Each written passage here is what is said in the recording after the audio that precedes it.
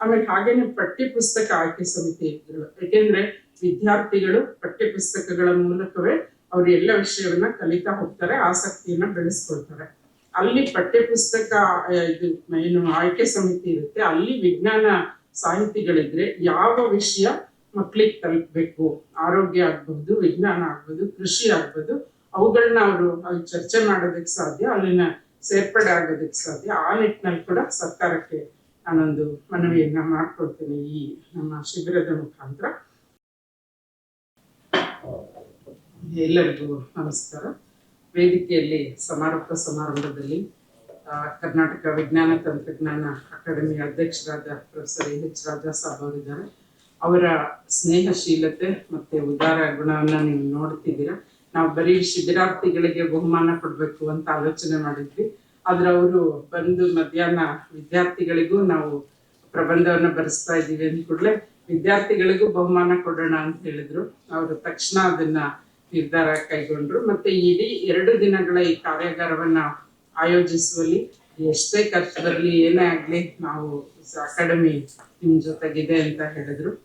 ಮತ್ತೆ ನಮ್ಮ ಅಕಾಡೆಮಿಯ ಕಾರ್ಯಕಾರಿ ಸಮಿತಿಯಲ್ಲಿರ್ಬೋದು, ಕ್ರಿಯಾ ಯೋಜನೆ ರೂಪಿಸುವಲ್ಲಿರ್ಬೋದು, ಹೊಸ ಹೊಸ ಯೋಜನೆಗಳನ್ನ ಮತ್ತೆ ಜನಸಾಮಾನ್ಯರಿಗೆ ವಿಜ್ಞಾನ ಮತ್ತೆ ವೈಜ್ಞಾನಿಕ ವಿಷಯಗಳನ್ನ ತಲುಪಿಸುವ ನಿಟ್ಟಿನಲ್ಲಿ ಸದಾ ಸನ್ನದ್ಧವಾಗಿರೋರು ಅವರು ಅಧ್ಯಕ್ಷತೆಯನ್ನು ವಹಿಸಿದ್ದಾರೆ. ಹಾಗೆ ಕರ್ನಾಟಕ ಸಾಹಿತ್ಯ ಅಕಾಡೆಮಿಯ ಅಧ್ಯಕ್ಷರಾದ LN ಮುಕುಂದರಾಜ್ರವರು ಕೂಡ ನಮಗೆ ತುಂಬಾ 3 ದಶಕಗಳಿಂದ ಆತ್ಮೀಯರು. ಮತ್ತೆ ಅವರು ಸಾಹಿತ್ಯ ಅಕಾಡೆಮಿ ಅಧ್ಯಕ್ಷರಾದ ನಂತರ ಸಾಹಿತ್ಯದ ಕಾವ್ಯ, ಕಥೆ, ಕಾದಂಬರಿ, ಪ್ರಬಂಧಗಳು ಮಾತ್ರ ಅಲ್ಲ, ವಿಜ್ಞಾನ, ವೈದ್ಯಕೀಯ ಎಲ್ಲವನ್ನೂ ಒಳಗೊಂಡಂತಹದ್ದು ಸಾಹಿತ್ಯದಲ್ಲಿ ಸೇರ್ಪಡೆ ಆಗೋದು ಬಹಳ ಮುಖ್ಯ ಅಂತ ಹೇಳಿ ಅವರು ಅಧ್ಯಕ್ಷರಾದಾಗಿಂದ ಈ ವಿಷಯವನ್ನು ಹೇಳ್ತಾನೆ ಇದ್ರು. ವಿಜ್ಞಾನ ಸಾಹಿತ್ಯದ ಒಂದು ಕಾರ್ಯಕ್ರಮ ಮಾಡೋಣ ಅಥವಾ ಶಿಬಿರವನ್ನು ಮಾಡೋಣ ಅಂತ ಹೇಳ್ತಾ ಇದ್ರು. ಅವರು 2 ದಿನಗಳ ಕಾರ್ಯಕ್ರಮದಲ್ಲಿ ಸಂಪೂರ್ಣವಾಗಿ ತೊಡಗಿಸ್ಕೊಂಡು ಇವತ್ತು ಕೂಡ ಬೆಳಗ್ಗೆಯಿಂದ ನಮ್ಮ ಜೊತೆ ಇದ್ದಾರೆ. ಆಮೇಲೆ ಸಂಪೂರ್ಣ ಎಲ್ಲ ಇದನ್ನು ಗೋಷ್ಠಿಗಳನ್ನ ಕೂಡ ನೋಡಿದ್ದಾರೆ ಮತ್ತು ಪಾಲ್ಗೊಂಡಿದ್ದಾರೆ ಕೂಡ. ನಿಮ್ಮೆಲ್ಲರ ಭಾಗವಹಿಸಿಕೆಯನ್ನು ಕೂಡ ಗಮನಿಸಿದ್ದಾರೆ. ಸೊ ಅವರು ನಮ್ಮೊಂದಿಗಿದ್ದಾರೆ. ಹಾಗೆ ಇವತ್ತು ಸಮಾರೋಪ ಭಾಷಣ ಮಾಡಲಿರುವಂತ HR ಸ್ವಾಮಿಯವರು, ಅವರು ವಿಜ್ಞಾನ ಸಂವಹನಕಾರರು. ಬರವಣಿಗೆಗಿಂತ ಅವರ ಮಾತು ನೀವು ಕೇಳಿದ್ರೆ ಗೊತ್ತಾಗುತ್ತೆ. ಪಕ್ಷಿಗಳ ಬಗ್ಗೆ, ಪರಿಸರದ ಬಗ್ಗೆ ಸಾಕಷ್ಟು. ಅವರು ಕನ್ನಡ ಅಧ್ಯಾಪಕರಾಗಿದ್ದವರು, ಪ್ರಿನ್ಸಿಪಾಲ್ ಆಗಿ ರಿಟೈರ್ ಆದವರು. ಆದ್ರೆ ಅವರ ಜೀವನ ಪೂರ್ತಿ ವಿಜ್ಞಾನ ಚಳವಳಿ, ವೈಜ್ಞಾನಿಕ ಮನೋಭಾವ ಬೆಳೆಸುವ ನಿಟ್ಟಿನಲ್ಲಿ ತೊಡಗಿಸಿಕೊಂಡವರು. ಕಳೆದ ವರ್ಷ ಅಷ್ಟೇ ಕರ್ನಾಟಕ ರಾಜ್ಯೋತ್ಸವ ಪ್ರಶಸ್ತಿಯನ್ನು ಕೂಡ ಪಡೆದಂತವರು. ಅವರು ಸಮಾರೋಪ ಭಾಷಣ ಮಾಡಲಿದ್ದಾರೆ. ನಿನ್ನೆ ಇವತ್ತು 2 ದಿನ ಸಂಪೂರ್ಣವಾಗಿ ನಮ್ಮೊಂದಿಗೆ ತೊಡಗಿಸಿಕೊಂಡಿದ್ರು. ಹಾಗೆ ಇವತ್ತು ಕರ್ನಾಟಕ ಲೇಖಕಿಯರ ಸಂಘದ ಅಧ್ಯಕ್ಷರಾದ ಪ್ರೊಫೆಸರ್ R ಸುನಂದಮ್ಮ ಅವರಿದ್ದಾರೆ. ಅವರು ಈಗಾಗ್ಲೇ ಇನ್ನೊಂದು ಯೋಜನೆ ಹಾಕೊಂಡಿದ್ದಾರೆ. ಅವರು ಅಧ್ಯಕ್ಷರಾದ ನಂತರ ಹೊಸ ಅಂದ್ರೆ ಕಮ್ಮಟಗಳನ್ನ ಹೆಚ್ಚು ಆಯೋಜನೆ ಮಾಡ್ಬೇಕು ಲೇಖಕಿಯರಿಗಾಗಿ ಅಂತ ಒಂದು ವಿಷನ್ ಇಟ್ಕೊಂಡು ಬಂದಿರುವಂತವರು. ಅವರು ಅಕ್ಕ ಮಹಾದೇವಿ ವಿಶ್ವವಿದ್ಯಾಲಯದಲ್ಲಿ ರಿಜಿಸ್ಟ್ರಾರ್ ಆಗಿ ಕಾರ್ಯನಿರ್ವಹಿಸಿ ನಿವೃತ್ತರಾದವರು. ಮತ್ತೆ ಲೇಖಕಿ ಮತ್ತೆ ಫೆಮಿನಿಸ್ಟ್ ಪ್ಲಸ್ ನಮ್ಮ ಸಾಮಾಜಿಕ ಕಾರ್ಯಕರ್ತೆ, ಹಲವಾರು ಬಹುಮುಖಿ ಪ್ರತಿಭೆಗಳು, ಬಹುಮುಖ ಕೆಲಸಗಳಲ್ಲಿ ತೊಡಗಿಸಿಕೊಂಡವರು. ಸೊ ಅವರು ಇಲ್ಲಿ ಮುಂದಿನ ತಿಂಗಳು ಮಾರ್ಚ್ 12, 13 ವಿದ್ಯಾರ್ಥಿನಿಯರು ಇವತ್ತಿದ್ದೀರಾ ಅದಕ್ಕೆ ಹೇಳ್ತಾ ಇದ್ದೀನಿ, ಒಂದು ಲೇಖಕಿಯರಿಗಾಗಿ ಅಂದ್ರೆ ಹೆಣ್ಣು ಮಕ್ಕಳಿಗಾಗಿ ವಿಜ್ಞಾನ ಶಿಬಿರವನ್ನ ನಾವು ಆಯೋಜಿಸ್ತಾ ಇದ್ದೀವಿ. ಮಾರ್ಚ್ 12, 13 ಜ್ಞಾಪಕ ಇಟ್ಕೊಳ್ಳಿ. ನಿಮ್ಮಲ್ಲಿ ಯಾರು ಆಸಕ್ತರು ಭಾಗವಹಿಸಿ. ಅದು ಕೂಡ ಇಲ್ಲೇ ನಡೆಯುತ್ತೆ ವಿಜ್ಞಾನ ತಂತ್ರಜ್ಞಾನ ಅಕಾಡೆಮಿಯಲ್ಲಿ. ಸೊ ನಳಿನಿ ಮೂರ್ತಿ ಅಂತ ಹೇಳಿ ಒಬ್ಬ ವಿಜ್ಞಾನಿ IAS ಇದ್ರು. ಅವರ ಹೆಸರಿನಲ್ಲಿ ಒಂದು ದತ್ತಿ ನಿಧಿಯನ್ನ ಲೇಖಕಿಯರ ಸಂಘದಲ್ಲಿ ಸ್ಥಾಪಿಸಿದ್ದಾರೆ. ಅದರ ಮುಖಾಂತರ ಈ ಕಾರ್ಯಯೋಜನೆಯನ್ನ ಮತ್ತೆ ವಿಜ್ಞಾನ ತಂತ್ರಜ್ಞಾನ ಅಕಾಡೆಮಿ ಅಧ್ಯಕ್ಷರು ಕೂಡ ಇದಕ್ಕೆ ಕೈ ಜೋಡಿಸಿದ್ದಾರೆ. ಸೊ ಆ ಕಾರ್ಯಕ್ರಮ ಕೂಡ ಇಲ್ಲೇ ನಡೀತಾ ಇದೆ. ಮತ್ತೆ ಈ ಇಡೀ ಕಾರ್ಯಕ್ರಮದ ಸಂಚಾಲಕಿಯಾಗಿ ಕರ್ನಾಟಕ ಸಾಹಿತ್ಯ ಅಕಾಡೆಮಿಯ ಸದಸ್ಯೆ ಮತ್ತೆ ಕರ್ನಾಟಕ ಲೇಖಕಿಯರ ಸಂಘದ ಕಾರ್ಯದರ್ಶಿ ಲೇಖಕಿ ಸುಮಾ ಸತೀಶ್ ಅವರು. ತಾವು ಗಮನಿಸಿದಂಗೆ 2 ದಿನಗಳು ಸಂಪೂರ್ಣವಾಗಿ ತೊಡಗಿಸಿಕೊಂಡು ನಿಮ್ ಜೊತೆ ಎಲ್ಲ ಸಂವಾದವನ್ನ ನಡೆಸಿದ್ದಾರೆ.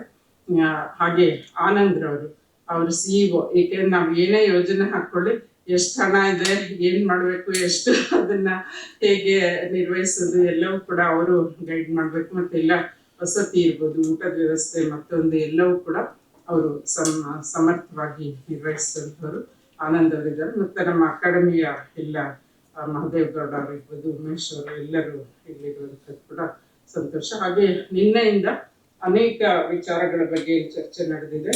ಮೊಟ್ಟ ಮೊದಲು ಡಾಕ್ಟರ್ CR ಚಂದ್ರಶೇಖರ್ ಅವರ ಒಂದು ವೈದ್ಯ ಸಾಹಿತ್ಯದ ಕುರಿತಾಗಿ ಮತ್ತೆ ಆರೋಗ್ಯದ ಕುರಿತಾಗಿ ಅವರ ಮಾತುಗಳನ್ನ ನೀವೆಲ್ಲ ಕೇಳಿದ್ದೀರ.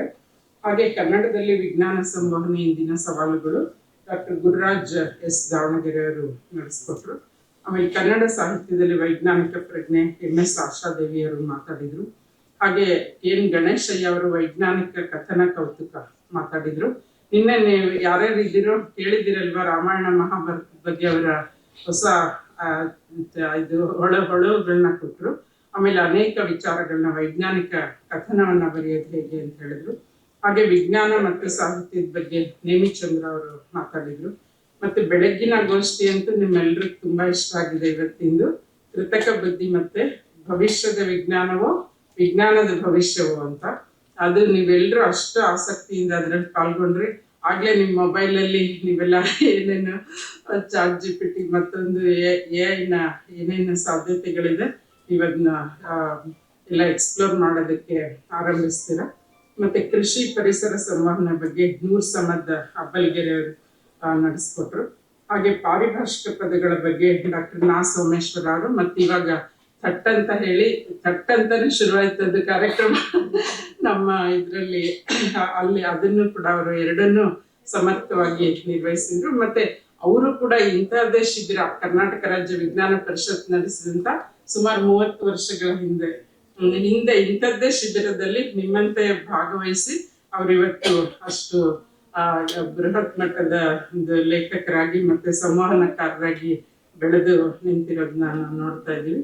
ಹಾಗೆ ಮಧ್ಯಾಹ್ನದ ಗೋಷ್ಠಿ ಅಂತೂ ತಮ್ಗೆಲ್ರಿಗೂ ತುಂಬಾ ಇಷ್ಟ ಆಗಿದ್ದು. ನೀವು ಪ್ರಯತ್ನಿಸಿ, ಕೀವರ್ಡ್ಸ್ ಕೊಟ್ರೆ ಲೇಖನ ಮಾಡೋದು ಹೇಗೆ ಅನ್ನೋಂಥದ್ದು.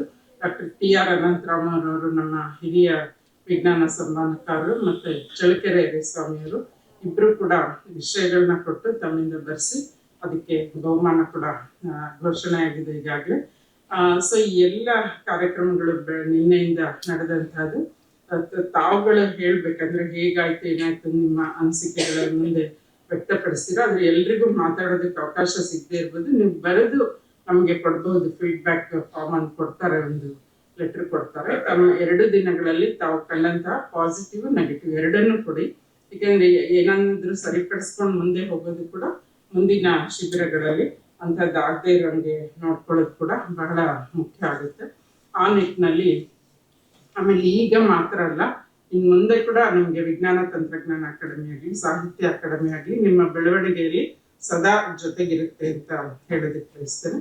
ಆಮೇಲೆ ಈ ಎಲ್ಲ 2 ದಿನಗಳಲ್ಲಿ ಪ್ರಕಟವಾದ ಲೇಖನಗಳನ್ನ ಒಟ್ಟುಗೂಡಿಸಿ ಪುಸ್ತಕ ರೂಪದಲ್ಲಿ ಕೂಡ ಹೊರತರೋದಕ್ಕೆ ಸಾಹಿತ್ಯ ಅಕಾಡೆಮಿ ಅಧ್ಯಕ್ಷರು ಈಗಾಗಲೇ ಒಪ್ಪಿಗೆಯನ್ನ ಕೊಟ್ಟಿದ್ದಾರೆ. ಅದು ಕೂಡ ಮುಂದೆ ಪ್ರಕಟ ಆಗುತ್ತೆ. ಮತ್ತೆ ನನಗೆ 2 ಅಧ್ಯಕ್ಷರು ಎಲ್ಲಿದ್ದಾರೆ, ಒಂದು ಮನವಿ ಎಲ್ಲರ ಪರವಾಗಿ ಅಂತ ಹೇಳಿದ್ರೆ ಎಲ್ಲ ವಿಜ್ಞಾನ ಬರಹಗಾರ ಪರವಾಗಿ. ಇದು ಬೆಂಗಳೂರಿನಲ್ಲಿ ಮಾತ್ರ ಅಲ್ಲ, ನಾವು ಬೇರೆ ಕಡೆನೂ ಮಾಡಬೇಕು. ಕಲ್ಯಾಣ ಕರ್ನಾಟಕ, ಬೆಳಗಾವಿ ವಿಭಾಗ, ಮೈಸೂರು ವಿಭಾಗ, ಹೀಗೆ ಬೇರೆ ಬೇರೆ ಕಡೆ ಕೂಡ ಇಂತಹ ಕಾರ್ಯಾಗಾರಗಳು ನಡೀಬೇಕು ಅಂತ ಹೇಳಿ ನಾನು ಇಷ್ಟಪಡ್ತೀನಿ. ಆಮೇಲೆ ಯಾವುದೇ ಅಖಿಲ ಭಾರತ ಸಾಹಿತ್ಯ ಸಮ್ಮೇಳನಗಳು, ಇವತ್ತು ಕನ್ನಡ ಸಾಹಿತ್ಯ ಪರಿಷತ್ತಿನ ಪರಿಸ್ಥಿತಿ ಏನಾಗಿದೆ ನೋಡ್ತಾ ಇದೀವಿ. ಪ್ರತಿ ಸಾರಿ ಸಮ್ಮೇಳನ ಆಗುವಾಗ ನಾವೊಂದು ಮನವಿ ಕೊಡ್ಬೇಕು, ವಿಜ್ಞಾನ ಸಾಹಿತ್ಯದ ಬಗ್ಗೆ ಒಂದು ಇದು ಉಪನ್ಯಾಸ ಇದೆ ಅಂತ ಅಧ್ಯಕ್ಷರಿಗೆ ರಿಕ್ವೆಸ್ಟ್ ಮಾಡ್ಬೇಕು. ಅವ್ರಿಗೆ ಮನಸ್ಸು ಬಂದ್ರೆ ಇಡ್ತಾರೆ, ಇಲ್ಲಾಂದ್ರೆ ಇಲ್ಲ. ವಿಜ್ಞಾನ ಸಾಹಿತ್ಯ ಒಂಥರ ಮೂಲೆ ಗುಂಪಿನ ಕಡೆಗಣನೆ. ಆದ್ರೆ ನಿಜಕ್ಕೂ ಪ್ರತಿ ಸಮ್ಮೇಳನ ನಡೆಯುವಾಗ ಅದು ಜಿಲ್ಲಾ ಮಟ್ಟದ್ದಾಗ್ಲಿ ರಾಜ್ಯ ಮಟ್ಟದ್ದಾಗ್ಲಿ ಯಾವುದೇ ಆಗ್ಲಿ ಎಲ್ಲ ಕಡೆಯೂ ವಿಜ್ಞಾನ ಬರಹಗಾರರಿಗೆ ಮತ್ತೆ ವಿಜ್ಞಾನದ ವಿಷಯಗಳಿಗೆ, ಏಕೆಂದ್ರೆ ನೇರವಾಗಿ ಬದುಕಿಗೆ ಸಂಬಂಧಿಸಿದ ವಿಜ್ಞಾನ. ಸೊ ಹಾಗಾಗಿ ಎಲ್ರು ಒಂದು ಮ್ಯಾಂಡೇಟರಿ ಮಾಡ್ಕೊಳ್ಬೇಕು, ಕಡ್ಡಾಯ. ಈಗ ಹೆಂಗ್ ಕವಿಗೋಷ್ಠಿ ಇದ್ದೇ ಇರುತ್ತೆ, ಅಥವಾ ಒಂದು ಕಥನ ಸಾಹಿತ್ಯ ಸಮಕಾಲೀನ ವಿಚಾರಗಳ ಚಿಂತನೆ ಪ್ರತಿ ಸಮ್ಮೇಳನದಲ್ಲೂ ಇರುತ್ತೆ. ಅದೇ ರೀತಿ ವಿಜ್ಞಾನ ಸಾಹಿತ್ಯ ಕೂಡ ಒಳಗೊಳ್ಳಲೇಬೇಕು ಅಂತ ಹೇಳಿ ನಮ್ಮ ಎಲ್ಲರ ಪರವಾಗಿ ನಾನು ಹೇಳೋದಕ್ಕೆ ಬಯಸ್ತೇನೆ. ಆಮೇಲೆ ಮತ್ತೊಂದು ಅಂದ್ರೆ, ಈ ರಾಜ್ಯೋತ್ಸವ ಪ್ರಶಸ್ತಿಗಳ ಸಮಯದಲ್ಲಿ ಕೂಡ ಅಷ್ಟೇ ವಿಜ್ಞಾನ ಸಾಹಿತಿಗಳನ್ನ ತುಂಬಾ ತಡವಾಗಿ ಗುರುತಿಸೋದು, ಇಲ್ಲಾಂದ್ರೆ ಕೆಲವರಿಗೆ ಬಂದೇ ಇಲ್ಲ ಕೂಡ ಇನ್ನು. ಸೊ ಆ ನಿಟ್ಟಿನಲ್ಲಿ ಕೂಡ ಪ್ರಶಸ್ತಿ, ರಾಜ್ಯ ಮಟ್ಟದ ಪ್ರಶಸ್ತಿಗಳು ಯಾವುದೇ ಇರಲಿ, ಅಲ್ಲಿ ಕೂಡ ವಿಜ್ಞಾನ ಸಾಹಿತಿಗಳಿಗೆ ಒಂದು ಪರಿಗಣಿಸ್ಬೇಕು ಅಂತ ಹೇಳಿ ಹೇಳೋದಕ್ಕೆ ಬಯಸ್ತೇನೆ. ಆಮೇಲೆ ಹಾಗೇನೆ ಪಠ್ಯ ಪುಸ್ತಕ ಆಯ್ಕೆ ಸಮಿತಿಗಳು, ಯಾಕೆಂದ್ರೆ ವಿದ್ಯಾರ್ಥಿಗಳು ಪಠ್ಯ ಪುಸ್ತಕಗಳ ಮೂಲಕವೇ ಅವರು ಎಲ್ಲ ವಿಷಯವನ್ನ ಕಲಿತಾ ಹೋಗ್ತಾರೆ, ಆಸಕ್ತಿಯನ್ನ ಬೆಳೆಸ್ಕೊಳ್ತಾರೆ. ಅಲ್ಲಿ ಪಠ್ಯ ಪುಸ್ತಕ ಇದು ಏನು ಆಯ್ಕೆ ಸಮಿತಿ ಇರುತ್ತೆ, ಅಲ್ಲಿ ವಿಜ್ಞಾನ ಸಾಹಿತಿಗಳಿದ್ರೆ ಯಾವ ವಿಷಯ ಮಕ್ಳಿಗೆ ತಲುಪಬೇಕು, ಆರೋಗ್ಯ ಆಗ್ಬಹುದು, ವಿಜ್ಞಾನ ಆಗ್ಬೋದು, ಕೃಷಿ ಆಗ್ಬೋದು, ಅವುಗಳನ್ನ ಅವರು ಅಲ್ಲಿ ಚರ್ಚೆ ಮಾಡೋದಕ್ಕೆ ಸಾಧ್ಯ, ಅಲ್ಲಿನ ಸೇರ್ಪಡೆ ಆಗೋದಕ್ಕೆ ಸಾಧ್ಯ. ಆ ನಿಟ್ಟಿನಲ್ಲಿ ಕೂಡ ಸರ್ಕಾರಕ್ಕೆ ನಾನೊಂದು ಮನವಿಯನ್ನ ಮಾಡ್ಕೊಳ್ತೇನೆ ಈ ನಮ್ಮ ಶಿಬಿರದ ಮುಖಾಂತರ.